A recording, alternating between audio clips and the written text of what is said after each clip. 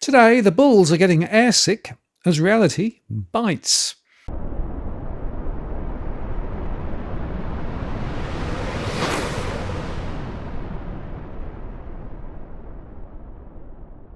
Hi again, it's Martin North from Digital Finance Analytics, one that is post covering finance and property news. This is our weekly market update where we start in the US, across to Europe and Asia, and then in Australia, covering commodities and crypto along the way. We've got another major dose of uncertainty this week with doubts about Fed rate cuts, Trump's tariff U-turns, reacting to US affordability issues, rising doubts about the sustainability of the AI trade, which of course has been supporting the markets, such that US stock valuations are higher than ever, and more confusion about US economic data despite the end of the government shutdown. Actually, Wall Street had its biggest one-day decline in a month on Thursday, and below the surface, data suggests more liquidity concerns in leverage markets, something which it appears was a subject of a private meeting between business royalty and Trump this week, and as data also showed continued growth in the so-called hedge funds. Blue chip markets from Tokyo to Paris closed sharply lower, while fresh concerns about Britain's upcoming budget added to pain in UK markets. In the meantime, Bitcoin continues to drop in bear territory, though volatility there is just par for the course. As a result, MSCI's global equities gauge lost ground on Friday, though it was up for the week, while Wall Street had a muted end to the week with the S&P 500 flat and up for the week, while the NASDAQ was down for the week, though up on the day. The Dow fell 0.65%, but showed a 0.3% gain for the week. And earlier, the pan-European STOXX 600 index slipped 1% on Friday, though again it was up for the week. Before Wall Street opened, MSCI's broadest gauge of Asian shares outside of Japan closed down 1.5%.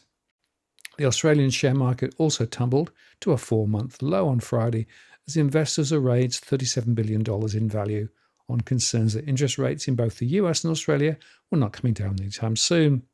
And over the week, it fell 1.5%. Brent rose 1.2% on the week, and WTI posted a weekly gain of around 0.6%. Gold futures were down 2.39% on Friday to $4,084, and the VIX, the volatility index, surged as high as 23.03 before falling back later. US Treasury yield climbed after hawkish Federal Reserve officials trounced hopes for a December interest rate cut, citing inflation worries and signs of relative stability in the labour market after 2 US rate cuts this year. A growing number of Fed policymakers signalled reticence in further easing. On Friday morning, Kansas City Federal Reserve President Jeffrey Schmidt pointed to concerns that too hot inflation goes well beyond the narrow effects of tariffs alone, suggesting a potential descent in December if policymakers opted to cut rates. In the afternoon, Dallas Federal Reserve President Lori Logan signaled opposition to a December rate cut too, after she already opposed the Fed's October cut on concerns inflation is too high. After 43 days without official data due to the record-long US government shutdown, traders reacted to the central banker's comments by pricing in around a 46% chance of a quarter-point cut next month. That's down from 66.9% just last week. US Treasury yields turned higher after falling earlier in the day. The yield on benchmark 10-year notes rose to 4.15% from 4.111% late on Thursday, and the 2-year note yield, which typically moves in step with interest rate expectations for the Federal Reserve, rose to 3.608 from 3.589 just late on Thursday. We saw some dip buying as the technology-focused NASDAQ clawed its way back from losses to close slightly higher as investors set aside some of their jitters about higher valuations in technology stocks. For example, AI chip leader NVIDIA finished up 1.8%. Barclays in the note flagged that investor sentiment has turned largely cautious ahead of the semiconductor giant's report after the closing bell on Wall Street on November the 19th.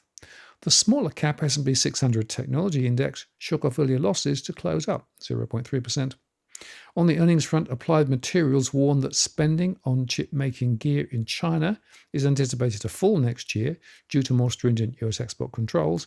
The comments come after the semiconductor company flagged that its fiscal 26 revenue faced a $600 million hit from expanded US restrictions on exports of cutting-edge chip equipment to China. On the flip side, Applied Materials noted that a rise in business expenditures on AI is likely to drive increased sales in its semiconductor gear in the second half of next year. Elsewhere in the corporate sector, Walmart shares fell after the retailer announced that John Fulner will become its next president and chief executive officer, succeeding longtime CEO Doug McKillon in early 2026.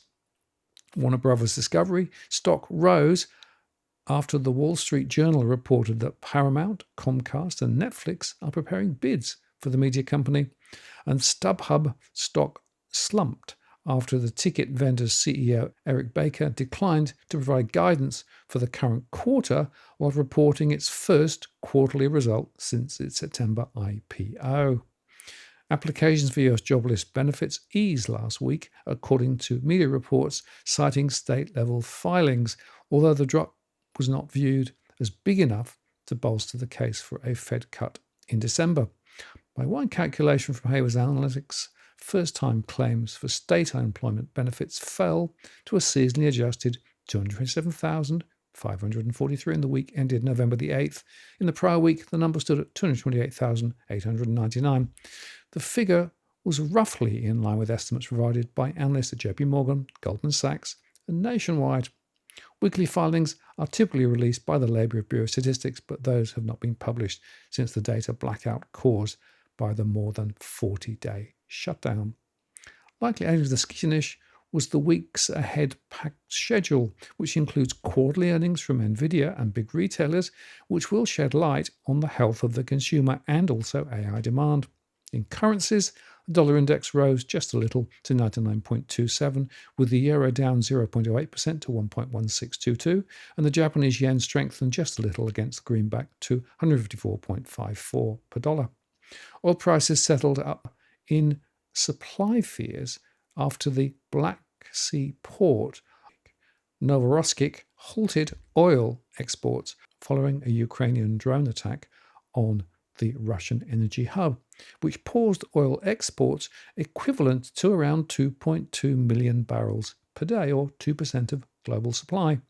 US crude settled up 2.39% to $59.95 a barrel, and Brent settled at $64.29 per barrel, up 2.19% on the day. Gold prices lost ground after the Fed officials' hawkish remarks. Spot gold fell 2.12%, while US gold futures fell 2.4% to $4,084 an ounce.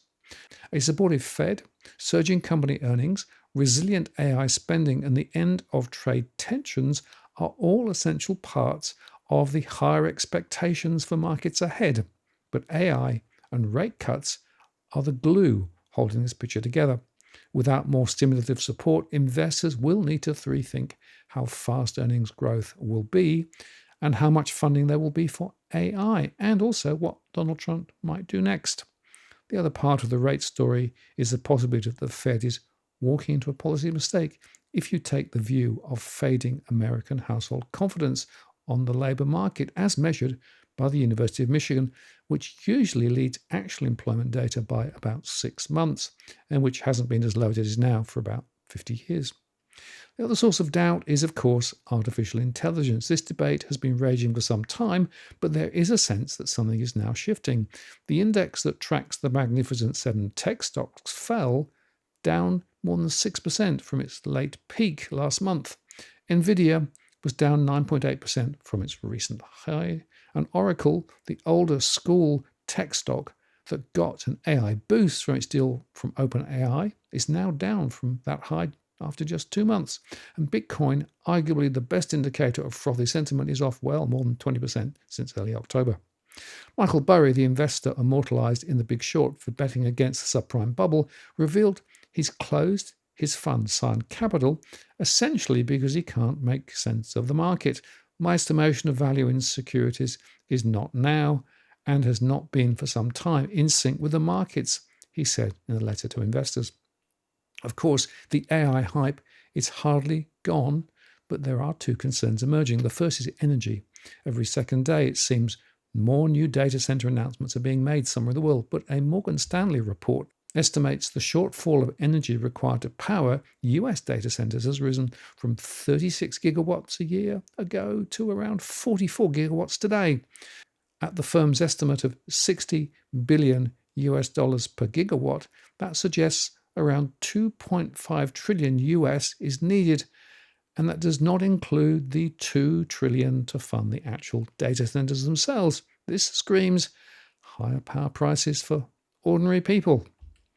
The second question are AI returns. Morgan Stanley suggests that generating a 10% return on the AI investments that are set to be made between now and 2030 would require about $650 billion of revenue to be generated each year into the future, which equates to around $35 a month from every current iPhone user, or $180 a month from every Netflix subscriber. Of course, it won't just be consumers paying. Governments, and particularly corporates, will probably drive the bulk of returns. But it's not a bad test for investors to run in their heads, will I pay $54 a month for AI every month for the rest of my life?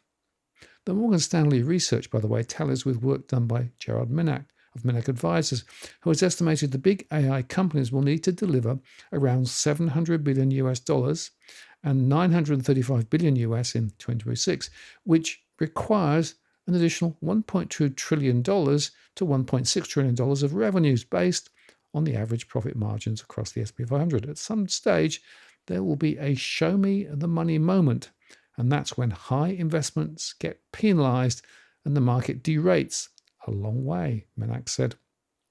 There is simply no more important narrative in markets right now than AI, remembering that 44% of the entire valuation of the S&P 500 rests on around 30 AI-related companies. If the show me the money moment does arrive and the market derates, the move will be significant. And as I said, earlier markets are overvalued on long-term trends. European stocks slipped low on Friday, ending a generally positive week, but on a negative note, on concerns over global growth, as well as the reduced likelihood of an additional US Federal Reserve rate cut this year. The DAX index in Germany dropped 0.6%, the CAC 40 in France slipped 0.8%, and the FTSE 100 in the UK fell 1.1%. UK real gross domestic product grew by just 0.1%, following growth of 0.2% in the 3 months prior to August, revised down from 0.3%. Services output grew by just 0.2%, compared with growth of 0.3% in the 3 months to August. Less than 2 weeks ahead of a crucial budget, Chancellor Rachel Reeves said that there is more to do to build an economy that works for working people, but hints of an uplift in the tax rates, which would have broken election promise, now appear to be off the table again. But that spooked bond markets on Friday, with the 2-year gilt up 2.17% and the 10-year up more than 3%, lifting the cost of government borrowing, which won't help to balance the books. This on-again, off-again stance from the Chancellor does not build confidence and perhaps helps to explain the rise in the Alternative Reform Party. Economic growth within the Eurozone has also been meagre this year, with data showing that the region's gross domestic product rose just 0.2% in the third quarter. That follows growth of just 0.1% in the second quarter. Compared with the same quarter of the previous year, seasonally adjusted GDP did increase by 1.4% in the euro area and by 1.6% in the EU in the third quarter of 2025, after a 1.5% lift in the euro area and 1.6% up in the Eurozone in the previous quarter. In the European corporate sector, Allianz lifted its full-year operating profit expectation after the German insurer reported record third quarter and 9-month results. Swiss Re reported a $4 billion profit for the first 9 months of 2025, with the reinsurer results lifted by stronger underwriting in its property and casualty reinsurance businesses and lower natural catastrophe losses in recent quarters. Richemont reported better than expected quarterly sales, up 14% at constant exchange rates in the July to December period, even as the Swiss luxury group awaited the outcome of tariff negotiations in Switzerland and the United States after President Donald Trump had previously announced hefty 39% tariffs on Swiss imports It looks now as though they'll be lower. Melrose Industries reported a 14% revenue growth in the 4 months ended October 31, with the aerospace components manufacturers' engines division leading the way.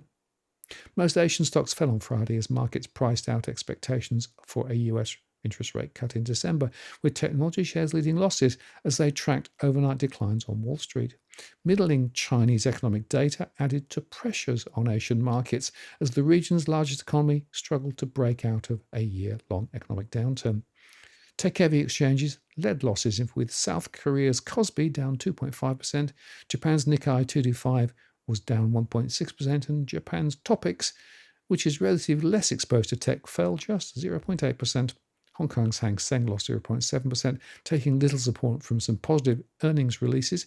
Tencent Holdings fell 1%, even as its September quarter earnings logged strong growth, while Alibaba rival JD.com slid 4% despite beating expectations for its quarterly earnings.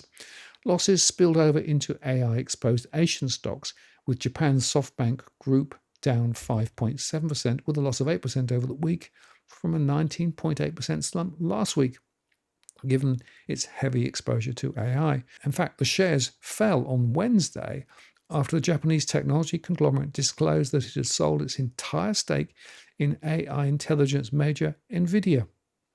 The sale largely overshadowed stronger than expected second quarter earnings from SoftBank, as the company reaped strong returns on its aggressive investments in AI and tech over the past 3 years.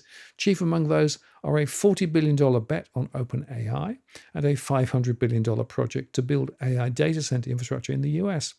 But the timing of the sale sparked concerns over steep AI-driven valuations, especially given that NVIDIA suffered deep losses through October and early November on said concerns. The sale also came with tech stocks nursing some of their worst sell-offs in years as investors fretted over a potential AI bubble in the sector. South Korea's SK Hynix slid 6.2%, while Samsung Electronics lost nearly 4%. Also weighing on sentiment was weak data out of China, the world's second largest economy. Chinese industrial output grew 4.9% year-on-year in October, the weakest annual pace since August 2024, while retail sales, a gauge of consumption, expanded 2.9% last month. That's their worst pace since August last year. China is a major export market for a number of significant European companies, but these numbers suggest domestic demand remains weak. Losses in mainland Chinese indices were limited by their relatively low exposure to tech shares, though. The Shanghai Shenzhen CSR 300 was 0.4% down, while the Shanghai Composite was actually flat. More concerning was a substantially bigger than expected 1.7% drop in fixed asset investment, which signaled growing reluctance among Chinese businesses to spend. Retail sales were a minor bright spot, rising slightly more than expected in October on support from the Golden Week holiday. India's Nifty 50 rose 0.12% on Friday and was up 1.64% across the week. The Australian share market tumbled for a 4-month low on Friday as investors have raised $30 billion in value on concerns that interest rates in both the US and Australia were not coming down anytime soon. Tracking Wall Street's biggest one-day decline in a month, the Airsick 200 dropped 1.4% to 8,624.5, a level last seen in the middle of July. Over the week, it fell 1.5%. The share market had fallen on Thursday as well after a surprisingly strong jobs report quashed hopes for another rate cut by the Reserve Bank of Australia. Bond traders are now pricing in just a 40% chance of lower borrowing costs by the middle of next year. Markets are certainly due for a correction, said Jessica Amar, a market strategist at online trading platform Moomoo, although she believes the history of recent downturns suggests that investors should remain calm. Over the past 3 years, pullbacks of between 5 and 15% have typically been followed by rallies to new record highs in both the US and Australia, she said. Those who invest now are still likely to come out ahead. If you bought the dip today and then held stocks for 5 years, you'd still be better off than people who did nothing. Since a record peak set last month, the Australian share market has actually fallen just over 5%. On the ASX 200, 10 of the 11 sectors closed in the red, with losses led by technology, down by 4.4%, Former market darling Life 360 shaved off 6.7% to $37.12, while Megaport was the biggest indice laggard, down 10% to $13.72. To be fair, the pressure on a benchmark index was more old school this week, with a sharp fall in the price of Commonwealth Bank shares dragging down the entire market. Commonwealth Bank was off 1.8% to $157.30, bringing this week's loss to an eye-popping 11%, its most severe downturn in nearly 2 years. ANZ slumped 2.6% to $35.99, away from a record high of $38.93 set just on Tuesday. And National Australia Bank lost 1.7% to $41.48, and Westpac receded 1.6% to $38.81. Macquarie was last at $200.58 from the recent $230 levels. Likewise, the big mining groups were nursing large losses too, with Rio Tinto down 1.4% to $131.85 and BHP down 1.3% to $40.75. South 32 dropped 3.4% to $3.17 and Fortescue shaved off 1% to $20.23. Such was the mood that even gold miners retreated despite a 1% rebound in the precious metal. Evolution Mining dropped 2.4% to $11.57. Newmont fell 3.4% to $138.10. And Northern Star shed 1.9% to $26.50. Energy was the only sector in the green, with Santos and Woodside ending the session higher. In another rare spot of good news, former market darling Drone Shield managed a small rebound, climbing 3.6% to $3.13, but the defence technology stock closed down more than 27% for the week. In corporate news, hospital operator Ramsay Health Care lost 1.1% to $30.92, even though its European business, Ramsay Santé, reported a modest increase in first quarter revenue. Virgin Australia fell 0.6% to 3.145 after flagging that its rate of capacity growth would halve in the second half to just 2%. The Aussie was at 65.36 cents against the US dollar and 49.62 against the UK pound, while the 2-year bond was at 3.724, up nearly 3% over the past week, reflective of higher interest rate expectations. Finally, in crypto, Bitcoin dropped to its lowest level in 6 months on Friday as a broad sell-off in risk assets deepened amid fading hopes that the Federal Reserve will cut US interest rates at its upcoming policy meeting. Risky assets overall have all come under pressure in recent days as expectations of a rate cut from the Fed next month have shrunk, as a growing number of policymakers signaled an inclination to hold off on easing. Bitcoin was last at 95,960 US, while Ether, the second largest cryptocurrency, was last at 3,154.3 after dropping to a 10-day low. Dave Rosenberg, founder and president of Rosenberg Research, said Bitcoin is in official bear market territory, having declined by more than 20% in barely more than a month. He also pointed to huge redemptions in exchange-traded funds totaling $870 million on Thursday alone. Since peaking on October the 7th, the crypto market capitalization has fallen by more than $1 trillion, or 24%. Long-term Bitcoin holders have accelerated profit-taking, according to crypto research firm Glassnode. Those long-term Bitcoin holders have sold 815,000 Bitcoin over the past 30 days. That's a record high since January 2024, according to CryptoQuant, another digital asset research firm. And Michael Saylor's boldest conviction, perhaps, has become his greatest vulnerability. Strategy Inc., the world's largest public holder of Bitcoin through its transformed corporate treasury, is caught in the crossfire of a significant crypto market correction that has wiped away billions in value and forced the company to dramatically slow its aggressive acquisition pace. The sell-off has exposed the inherent risks of Strategy's hyper-volatile business model, which channels the company's resources into accumulating as much Bitcoin as possible through equity offerings and debt issuance. With the company's stock price down 7.5% on November the 14th alone and trading at $208.54, a substantial decline from its 52-week high of $543, Strategy shares have become a direct proxy for Bitcoin sentiment, amplifying losses for shareholders who believe in Saylor's long-term vision. The timing could not be worse, as technical analysts suggest Bitcoin may extend its correction further towards support levels near 93,600, potentially down to 85,000 or 86,000 range if the current bearish momentum persists. Stretch's Bitcoin acquisition engine, once a juggernaut of financial engineering prowess, has ground to a near halt, just as prices have become more attractive.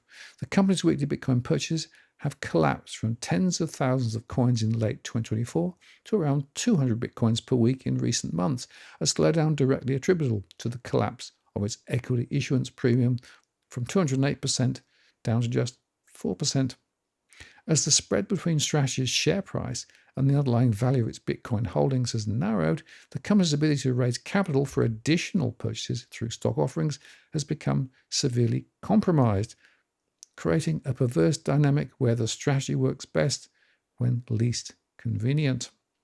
Despite the mounting pressure, Michael Saylor has refused to waver in his belief that Bitcoin will ultimately eclipse gold as a store of value. Speaking at Yahoo Finance's Invest 2025 event, the strategy founder and executive chairman stated unequivocally that there was no doubt in my mind Bitcoin will be a larger asset class than gold by the year 2035.